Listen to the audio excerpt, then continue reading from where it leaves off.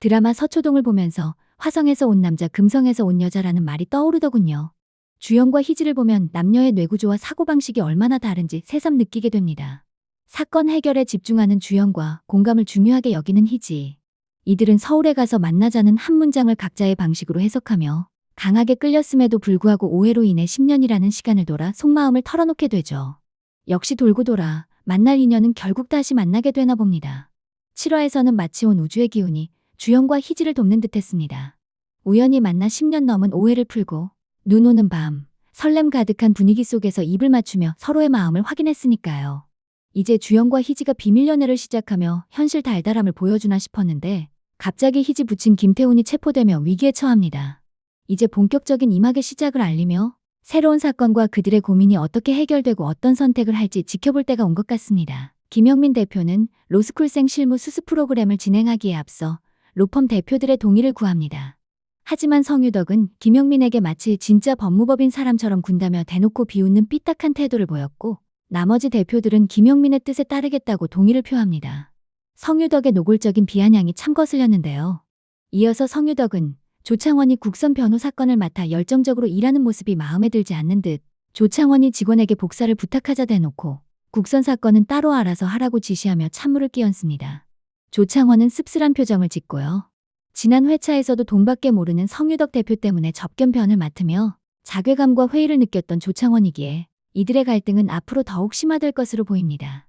조창원은 대출을 받으려다가 보이스피싱 전달책이 된 사람을 변호하며 자신이 접견변을 한 재벌 아들은 처벌하지 못하면서 억울한 사람을 본보기 삼아 처벌하는 법에 탄식합니다. 무리한 검사 기소에 열정적으로 변호하는 창원의 모습이 참 인상적이었죠. 이 사건을 보며 유전무죄, 무전유죄라는 말이 떠오른 분들이 많으셨을 것 같아요. 드라마가 현실을 참 잘 반영하고 있다는 생각이 들었습니다. 주연과 희지는 지인들의 상담 전화에 시달리고 있었는데요. 변호사라는 이유로 친구들의 해결사 역할을 해왔던 터였습니다. 안주영은 유부녀인 줄 모르고 만났다가 불륜남으로 소문난 친구를 상담했고 김지석의 성화로 오랜만에 동창 모임에 나갔다가 오해를 받습니다. 친구는 안주영이 소문을 냈다고 오해했지만 이미 그 사건은 직장인들 사이에서 유명한 상태였습니다. 안주영은 강희지에게 친구들의 비밀과 흑역사를 꿰뚫고 있으면 결국 멀어진다며 지인들과 멀어지기 싫으면 사건에 대해서는 있는 게 가장 좋다고 조언합니다. 혈연, 지연, 학연을 중요시하는 우리 사회에서 공과 사를 구별하는 것이 참 어렵다는 점을 잘 보여주는 에피소드였습니다.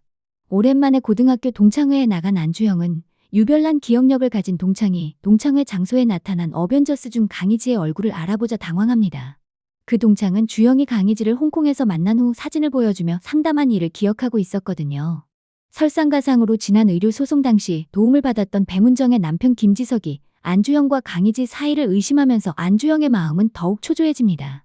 끝끝내 아무 사이도 아니다라고 발뺌하던 주영은 친구가 강희지를 소개해달라고 하자 얼굴에 싫은 티를 팍팍 내며 강희지가 소개팅을 싫어한다며 칼같이 차단합니다. 주영의 질투심이 제대로 드러나는 장면이었죠. 주영의 진심을 알고 있는 문정은 지석을 통해 상황을 전해 듣곤 요놈 봐라라며 웃습니다. 당사자인 희지도 주영의 속내를 눈치챘고요. 원래 지하철을 타고 퇴근하던 희지가 주영과 같이 버스로 퇴근을 하며 홍콩에서 뭐가 그렇게 좋았냐고 질문했고 안주영은 다 좋았다고 답합니다. 희지는 그런데 이걸 기억 못하냐며 손을 흔들어 팔찌를 보여줬고 안주영은 왜 기억을 못하냐, 내가 사준 건데라며 강희지의 손을 잡습니다. 이 장면에서 두 사람의 케미가 폭발했습니다. 임신 초기 배문정은 지하철 임산부석에 앉은 아저씨를 눈빛으로 제압하고 만삭 임산부에게 자리를 양보하며 걸크러시 매력을 뿜어냈고 남편 김지석은 입덧을 하는 배문정이 잘 먹는 감자튀김을 잔뜩 구입하며 아내 사랑을 드러내 훈훈함을 더했습니다. 김영민은 설 연휴가 다가오자 형민 빌딩 식구들 모두에게 랍스터 세트를 선물했고 성유덕에게만 스팸 선물 세트를 하는데 다른 사람들은 모두 랍스터 선물 세트를 받은 사실을 뒤늦게 알아차린 성유덕의 표정과 대비되는 김영민의 표정은 웃음을 자아냈습니다. 시종일관 비호감 캐릭터로 얄미웠는데 김영민의 귀여운 복수가 통쾌한 장면이었습니다. 설 연휴 각자 집에서 명절 준비로 시끌벅적한 가운데 안주영은 연휴에 전을 부치다 회사로 피신했고 강희지는 처음으로 결혼 압박을 받다가 회사로 왔는데 둘은 운명적으로 마주칩니다. 두 사람은 문을 연 식당을 찾다가 강남역을 떠올렸고 과거 약속대로 강남역에 갔지만 엇갈린 사실을 뒤늦게 알게 됩니다. 희지는 또 앞으론 구체적으로 말하라는 주영의 볼에 입을 맞추곤 이러면 확실해요 라고 사랑스럽게 묻습니다. 이에 누굴 바보로 안하라고 말하며 키스로 화답하는 주영의 모습이 극말미를 수놓으며 한층 무르익은 러브라인을 예고했습니다. 희지는 홍콩에서도 그렇고 항상 리드하는 스타일인데 본인의 감정에 솔직한 모습이 정말 보기 좋습니다. 두 사람은 손을 잡고 회사로 돌아왔지만 조창원, 배문정, 하상기까지 와 있는 것을 보고 주영이 놀란 듯 황급히 손을 놓는 바람에 희지가 살짝 서운해합니다. 조창원, 배문정, 하상기도 친척들의 법률 상담과 둘째 임신 압박 등을 당하다가 가장 편한 장소인 회사로 피신한 것이었죠. 안주영과 강희지의 비밀 연애가 시작된 가운데 배문정은 이미 눈치를 채고 있고 이 둘의 관계가 탄로나는 것은 시간 문제인 듯합니다. 파라예고에서는 계절이 봄으로 바뀌고 설레는 분위기가 이어질 줄 알았는데 희지가 아빠라고 부르는 고모부가 체포되는 모습으로 새로운 위기가 닥쳤습니다.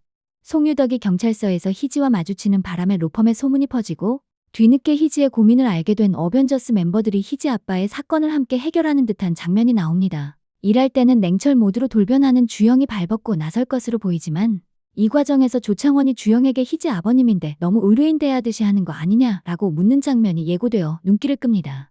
이는 원래 따뜻하고 희지와 성향이 비슷하며 공감을 잘하는 조창원과 냉철하게 사건에만 집중하며 완벽하게 처리하는 주영의 스타일 차이를 보여주는 대목입니다.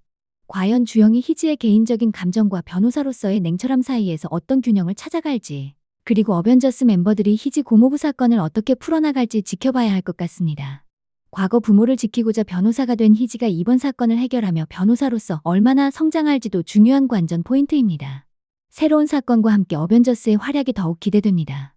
이번 서초동 7화 리뷰도 즐거우셨다면 앞으로 드신이 들려드릴 더 많은 드라마 이야기들을 놓치지 않도록 구독과 좋아요 부탁드립니다. 다음 영상에서 만나요. 시청해주셔서 감사합니다.